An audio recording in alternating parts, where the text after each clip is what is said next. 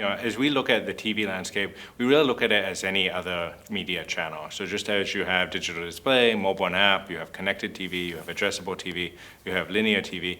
And the way you want to unify that is you want to have common identity throughout it. So as a marketer, you know your consumer, you know your prospects. You have first-party data, you have second-party data, you have third-party data. You have all of these insights, in many cases, decades of experience of engaging and learning from your consumers. So then you want to be able to use that data, take it out there and activate it across those media channels. And we found a way to do that is you've got identity behind it. So you want to make sure that you have a common interoperable ID. Now, there's not going to be one golden ID that kind of rules them all. In fact, there's probably different IDs. You may have IDs in digital, IDs on CTV, IDs in addressable.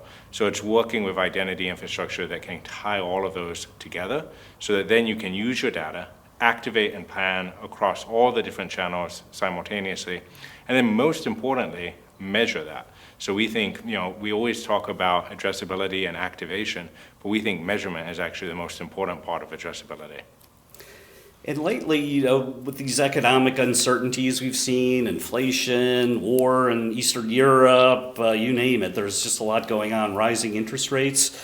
And this all has an effect on marketers. So how do they account for their efforts across the media planning landscape?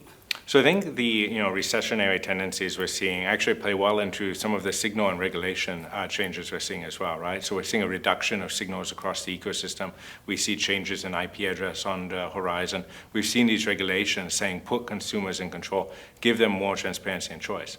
What's really cool is when you do that, when you give those consumers more transparency and choice, you get opted-in consent. And that means you have identity that can then measure every impression.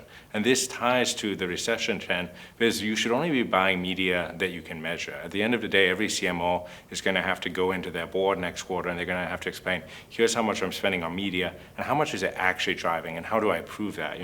We've seen in the past couple of weeks companies across the board looking at how they reduce their costs, and we know that every marketer is being asked this. And the easiest way for marketers to do that is to be able to point to impressions and say, well, everything I buy is measurable, and here's the exact results I'm driving, so that marketing is looked at less of a cost center and more as a revenue driving center of the org. And finally, how do we ensure that the industry understands the value of addressable measurement?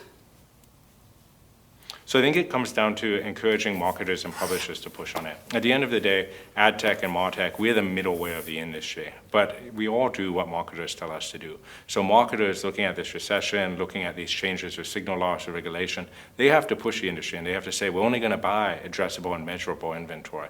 We're only going to buy things when we have transparency. Maybe the measurement happens in a publisher clean room, maybe it happens in a marketer clean room. We're now seeing the idea of federated clean rooms where the data does not actually move, but it's really up to the marketers to dictate this. So I think as in all advertising, the industry follows where the money follows. And in this case, we're looking to marketers to lead the way. So this is a great opportunity for marketers to really lean in and say, I'm going to put my money where my mouth is. And I think measurement is important. So here's where we're going to spend.